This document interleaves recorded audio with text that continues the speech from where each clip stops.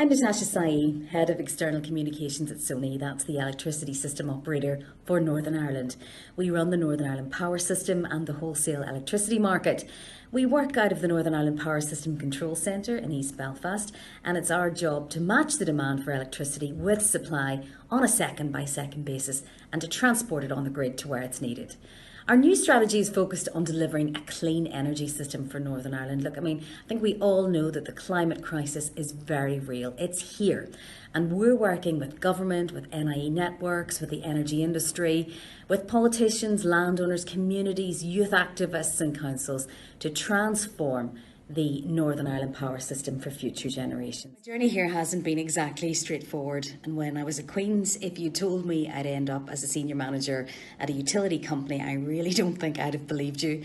At school I was head girl in straight A's and living in Mid-Ulster with my mum from Belfast, with my nanny and aunts and uncles in Belfast. Really all I wanted to do was go to Queen's.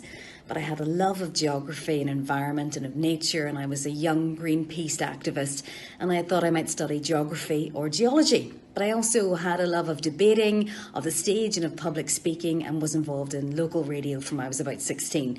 But I'm from a more traditional family, so you're either a doctor, an engineer or a lawyer, and so law it was.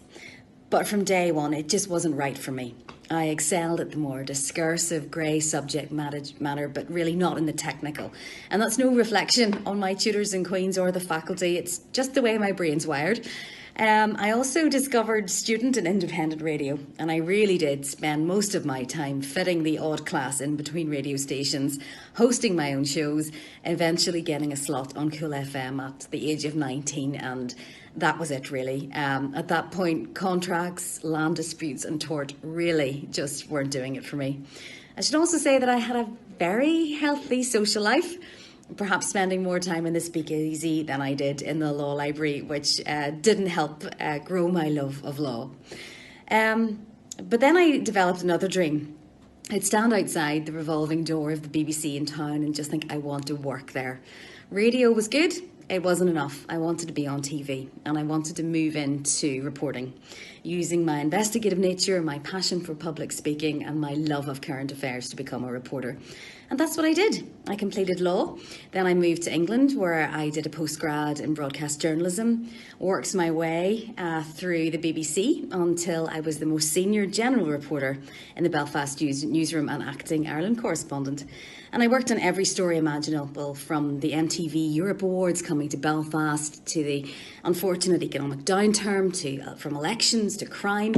My work took me to Europe, to Africa, and to the Indian Ocean, where I spent time on an assignment which actually became the longest foreign assignment ever completed by Northern Ireland reporters. And during that time, that really changed me. I spent some time reflecting on what I wanted to do with my life. I'd become really good at reporting, at journalism. I was at the top of my game, but it wasn't exciting anymore. It wasn't a challenge. And so I stepped into business, and I haven't looked back. I lead a team of amazing PR, media, communications and engagement specialists doing the most challenging work I've ever done. And one thing I really loved about the BBC is that you never really knew what a day was going to throw at you, and it is absolutely the same in business. And what's amazing about this role is that it's a complete blend of everything I'm good at and interested in. So people, current affairs, and with that focus that we have on climate change, well, I've just come full circle in terms of my love for the environment and sustainability, which I really care about. But I should say none of this was planned, but I am really passionate about what I do. And if it's challenging, then I bring my best every day. If it forces me to drive hard, then it is something I will stick with. And if you're like me, with a fire in you, with that drive, harness that passion, hook it into your career and keep moving until it feels right, and you will succeed. A law degree from Queen's has provided me with a really solid platform to allow me to make all of these jumps and leaps. It says to an employer that you're informed, you're considerate, you're investigative, you're confident and analytical. You could be a judge, you could be a barrister, a solicitor, an in-house solicitor, or you could become a reporter, or you could become a business leader. With a law degree from Queen's, really, the world is at your feet, so go grab it. Passion. I've talked here a lot about my own passion, how it motivates me, drives me, but there is a balance. And I think at times my passion has blinded me, particularly perhaps when I was at the BBC, where I would have got just gone through walls really to succeed without perhaps taking on board others or their feelings or collateral damage really. And you can really only get so far on the steam of your own passion. To be truly successful, and I mean this, you need to take that passion, use it to motivate others, collaborate with them, understand what makes them tick, and then think about how you can combine all that fire together to together achieve all that's possible. You know, people with passion are warriors. We're fierce, we're strong, but I've learned that that can be intimidating and that can lead to isolation. So don't do a solo run. Find your squad. Find your network, your battalion. You'll achieve so much more together and it will be a much better experience for you. If you're interviewing for a role, display your passion proudly and it will shine through, but make sure you back it up. And that means giving examples of how you've put your passion into play to go the extra mile, whether that's being top of your class in your subject, whether that's volunteering, coaching others, or taking on extra training. And try to keep a lid on your passion during an interview. What I found throughout my whole career, and it continues to this day, is that nerves and passion can be a really dangerous combination. So you can go one of two ways.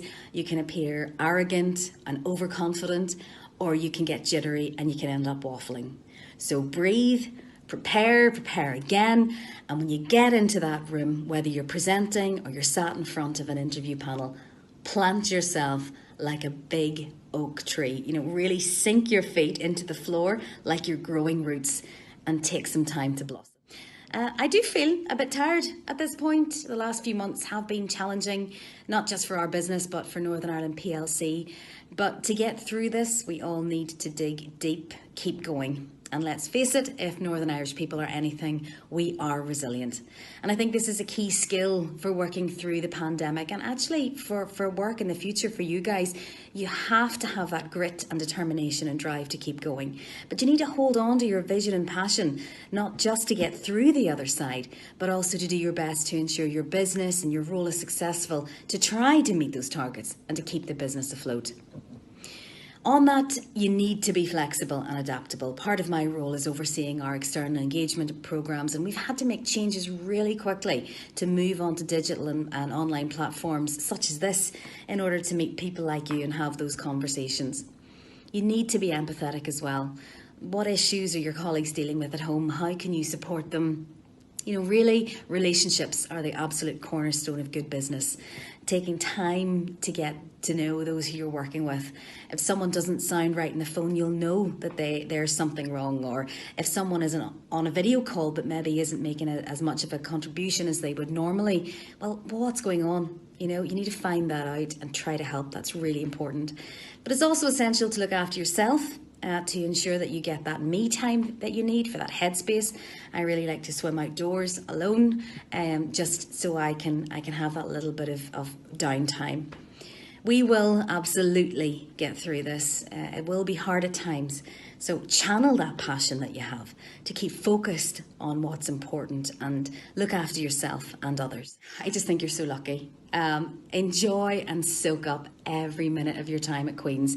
Think about what you want to get out of it and do it your way. I've talked a lot about passion here. What I've said is it's a great thing to have. It's a warrior's trait, but create your battalion. Don't do it on your own. Network and make those friends for life. I mean, my best friends are my family. I met them at law school at Queen's. They're my unit. They're my power source. I just couldn't imagine life without them. So go get that. Go get it all. Take everything that this experience has to offer you.